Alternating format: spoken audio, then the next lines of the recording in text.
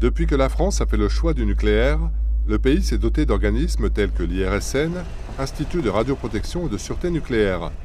Placé sous la tutelle conjointe des ministères de la Défense, de l'Environnement, de l'Industrie, de la Recherche et de la Santé, il est un expert en matière de risques nucléaires et radiologiques. Merci de nous accueillir au sein de l'IRSN. Pouvez-vous nous dire quel est votre rôle ici? Notre rôle est de donner un avis, un appui au pouvoir public en situation normale ou accidentelle pour l'ensemble des risques radiologiques. Aujourd'hui, on vient pour voir deux matériels en particulier. Pouvez-vous nous dire lesquels? L'un pour mesurer l'exposition des personnes, leur contamination interne, et l'autre pour mesurer la contamination des sols.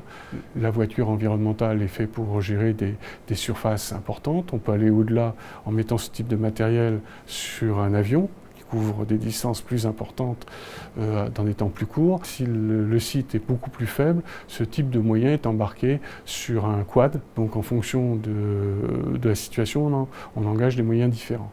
Pour l'homme, vous allez voir un shelter qui a comme particularité de pouvoir être projeté loin, puisqu'il est compatible avec les modes de transport routier, ferroviaire ou avion.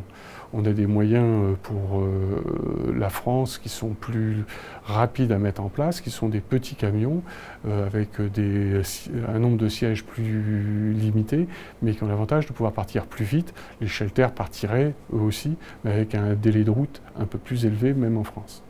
Travaillant en étroite collaboration avec la Défense, l'IRSN assure la surveillance permanente du territoire en matière de radioprotection et de sûreté nucléaire.